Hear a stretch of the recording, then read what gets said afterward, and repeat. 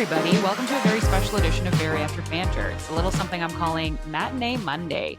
If you're new here, hi, I'm Hannah, and normally I'm joined by the endlessly iconic Steph, my co host. But this week, both of us are calling in a favor from the universe. Life is lifing, work is working, and the energy is very much not today, Satan. I have a major vacation coming up. Life has just been hectic and crazy. Work is just piling up and never ending. And Steph and I needed to wave a little bit of a white flag and take a break from recording. This is the downside of recording every week live to go out on Monday, is that if we get a little behind on work or things get overwhelming, we don't have a backlog to pull from. So instead of skipping this week altogether, I wanted to pop in solo for a quick mini episode. Just you, me, and the vibes. So think of this as the bariatric equivalent of a cozy Sunday matinee movie. Low pressure, soft lighting, maybe even a fuzzy blankets involved. We're calling this week's theme Comfort Food Confessionals because, let's be real, we all had that one food that felt like therapy, religion, a warm hug, all rolled into one until it wasn't. And I want to talk about that. Not just what we used to eat, but why, what it meant, and how everything shifts after surgery. We've all had the kind of OG comfort food era. Let me take you back and introduce you to pre op Hannah. So she was highly stressed, probably wearing leggings that had lost all structural integrity. You ever seen holes wearing through because your thighs chafe? Those would be on these leggings as well. Sitting on the couch with a plate full of something salty, carby, maybe nachos. You kind of know where this is going. Mac and cheese, maybe? I'm not talking like fancy artisanal truffle oil drizzled influencer grade mac and cheese. I'm talking like from the box craft with a lot of extra milk added and cheese, butter. You know, the blue box, the powder that somehow turns into creamy neon orange miracle. Mac and cheese was kind of my go to. And on bad days, it wasn't a bowl, it was the whole pot. But let's be real, a serving size of Kraft dinner should have been the whole box anyway. Maybe for you, it was ice cream. Maybe it was bread, giant burritos, a full sleeve of cookies that somehow disappeared midway through a YouTube video. Whatever it was, it worked. Uh, it felt like it worked, right? It softened the edges of hard days. It filled in the cracks where stress and sadness lived. Food was my reward. Food was my time out. My I survived the day ritual. My I just did a hard thing at work ritual. My I'm sad. I'm upset. I'm anxious. I'm stressed. And to be clear, I don't think that makes us bad or weak or broken. I think it literally makes us human. Food is emotional, it's cultural, it's nostalgic, and for a lot of us, it was medicinal. And one of the first ways that we ever learned how to self soothe and how to deal with a lot of these big emotions that people don't want to deal with, because emotions can be messy and they can feel uncomfortable. And as humans, we don't want to feel uncomfortable. So that's where we used food as medicine. It just wasn't the kind of medicine that healed us. So, fast forward, you've had surgery. Your stomach's the size of what, a banana? You're healing physically and emotionally. And then you have one of those days, a real one. One of those, I want to scream into the void or throw my laptop out the window. I just yelled at the dog. The kids are annoying me. I'm going to quit this job kind of days. You automatically think comfort food. You're too tired to make anything. You don't want anything healthy. You probably haven't eaten much that day. You're in high stress mode. And all you can think about is, I need something comforting. But now you take two bites and you're done. Or worse, and this has happened to me, your body rejects it like it's offended. Don't eat ice cream, Hannah. That was one of the weirdest things for me, by the way, not being able to eat what I wanted to eat because my brain told me this is exactly what you wanted to have. And my body was like, the fuck it is. It wasn't just that I couldn't eat those comfort foods anymore, though, guys. It was that they didn't work anymore. And that was almost harder. The soothing, the distraction, the emotional buffer, gone. When you can only have two bites, it's very hard to sink into that comfort food and to have it do what it used to do, which is smooth over everything going on. So my emotional buffer, gone. Suddenly, all those feelings I used to smother with food were just there. And I was full and I couldn't keep shoving food in the way to get rid of them. They were raw, they were unfiltered, like an Instagram live with no filter and really bad lighting. And it was fucking terrifying because when food stops being your coping mechanism, you realize just how often you needed to cope. And you have to start building new tools, but it doesn't happen overnight. And you start thinking, oh my God, what am I going to do? Like, I really just want to eat a bagel with butter and honey, or I want to make a whole thing of nachos. It's not going to work. You have to start building new tools. And spoiler alert, it really will not happen overnight. I remember pacing my kitchen one night thinking, okay, so if I can't eat the stress away, what do I do with it? Just feel it? And that was not a great feeling. I tried everything. I thought maybe I'll throw myself into running, walking, journaling, TikTok rabbit holes. I even tried just crying once to be like, maybe emotionally I just need to release it. I'm not a crier. It did not work well for me. Some days the running worked or the walking worked or the journaling worked. Some days it really didn't. But the biggest shift was learning that I could sit with my feelings and it wasn't going to swallow me whole. My feelings were not going to last forever. Feelings are not actions either. And yeah, it is uncomfortable, but uncomfortable doesn't kill you. And uncomfortable passes. It can't possibly last forever. That's what I never knew pre-op was that I could just live with these feelings and that the less power I gave them, the less I tried to escape them with food, the less powerful they became. And truthfully, maybe these were thoughts that I should have been dealing with anyway. I was never allowed to have emotions and not sedate them with food before. So now let's talk about what comfort food looks like after surgery because I still have comfort food, guys, especially in the winter. It's weird, right? Because your taste buds change, your portion sizes change, your body becomes super opinionated about what it will and will not tolerate, but you're still craving comfort. So now comfort just looks different. So sometimes for me, it's like protein hot chocolate. I'll make sure I order some of it and keep it on hand. Or it's this great soup from Longo's, this like Thai chicken soup where I just know there's a day that I need something warm and slightly creamy, but now it's more geared towards protein than let's eat a bag of Doritos.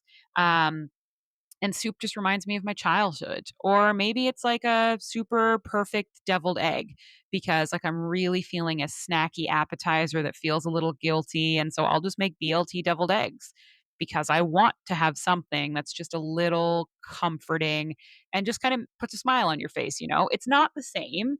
And honestly, you might grieve that it's not the same, but I kind of celebrate that it's not the same. There is going to be grief in this journey, and we have talked about that no one prepares you for. Grief for the foods you loved, the rituals you had, the Friday night takeout traditions, the gaming with Doritos and a blanket wrapped around you, the Super Bowl parties you used to have.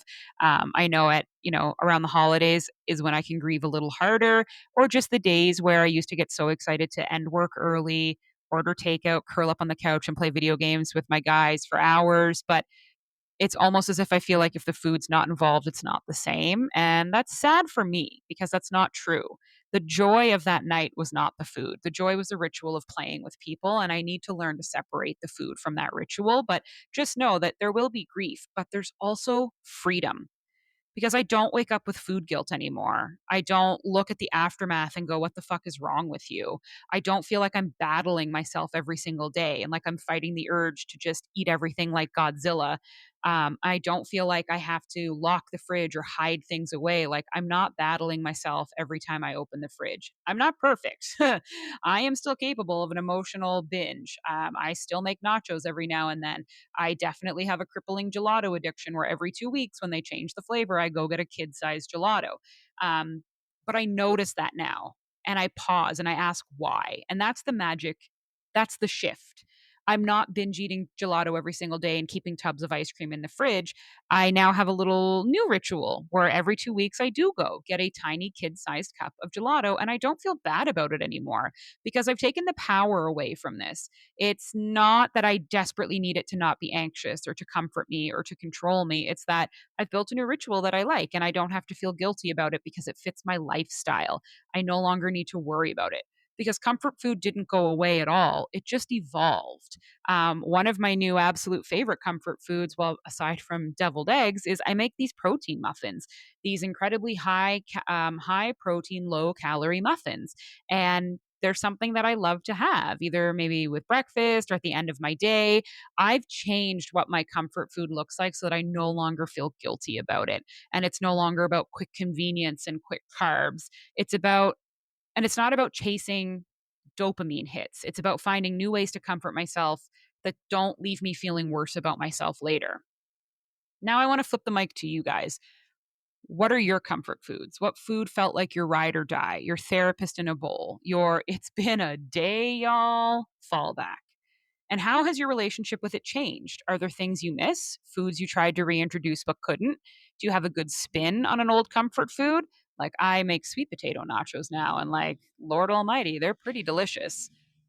Are there things that you miss, foods that you tried to reintroduce but you couldn't? Are there new rituals that give you the same warm and fuzzy feeling without the crash? I want to hear your story. So drop it in our DMs, comment on today's Instagram post, or come share it with us in private. That's fine. No judgment at all. There won't be, and I don't want anybody judging anyone else. It's just real talk. It's shared wins, and it's the occasional what protein bar doesn't taste like regret thread. Honestly, Built Bars in the microwave are one of my biggest comfort foods, and like if you have not tried them in the microwave yet, get on it. Um, this journey can feel lonely, and I'm not going to lie about that, but it doesn't have to be.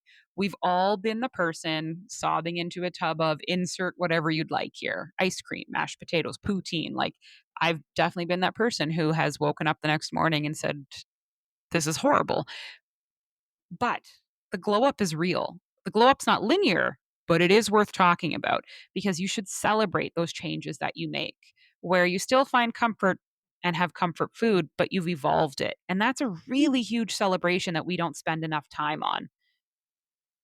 So, this is our little Matinee Monday moment. We're going to try to do them a little bit more here and there because Steph and I are human beings, and every now and then we just need a friggin' break. And there's a lot of work that goes into producing and hosting a podcast while also running a full-time job, each of us. She has children, I have a fur child, and we exercise and we run and we have commitments outside of it. So it does catch up with us, and every now and then we do need a break. And I kind of like these little Matinee Monday moments because it's a nice chance that you'll be able to hear from each of us. We can take you through something that's just on our mind, and hopefully it still gives you a little joy on your Monday, without needing to be a full hour. Our aim is for it to be 15 minutes. So no heavy lifting, just me, you, some mac and cheese memories. If you're in a weird food phase right now, or if you're grieving a food you used to love, or you're just figuring out how to comfort yourself without crashing, I just want you to know this, okay? You're not broken, you're healing. And healing is weird and awkward. It's sometimes hilarious, like that time I kept trying to eat ice cream and then almost pooped myself on a cruise. Steph and I will be back next week with a full episode, probably with a lot of friggin' opinions. You know, I'm never shy of those, and a lot of chaotic detours and a lot of banter. But until then, I just want you guys to take care of yourselves. Make yourself a cozy meal, whatever that looks like. Maybe it's a ground turkey bowl because you miss takeout Chinese food. Maybe you are going to try to make yourself high protein nachos because, like, listen to me, it's a pretty delicious thing. Greek yogurt and salsa instead of sour cream, I'm telling you. Maybe it's a warm cup of beef broth because that's just what you want to have instead of tea. Or maybe it's time for you to go get a kid-sized cup of gelato because Nani's Gelato has changed the menu for the 2-week run. And I'm telling you, that little kid-sized scoop of gelato can just bring a lot of delight and smile to your day. But just remember, you don't need it. You can live with your feelings. You can make it through this. You can find delight and joy in other places. And it is okay to try to find alternative ways to comfort yourself. But make a cozy meal, call a friend, or just exist without judging yourself for one day because you've come very far in this journey, regardless if you're at the beginning, if you're evaluating it, if you're post op, if you're not even going to have surgery, but you're just on a weight loss journey. We have to start being more kind to ourselves about how far we've come. And just remember, no matter what stage you're at, you're just getting started. Even me, 2 years post op, I'm just getting started. I'm just figuring stuff out. So, go take care of yourself this week, friends. Thank you for joining me on our very first Matinee Monday ever. Let me know what you think about them. And just thank you for letting us have a little bit of a break. We will be posting lots of pictures of vacation and things that we're doing. And like always, we will be back next week for all of you. So have a wonderful, wonderful week, listeners. And thanks for listening to me.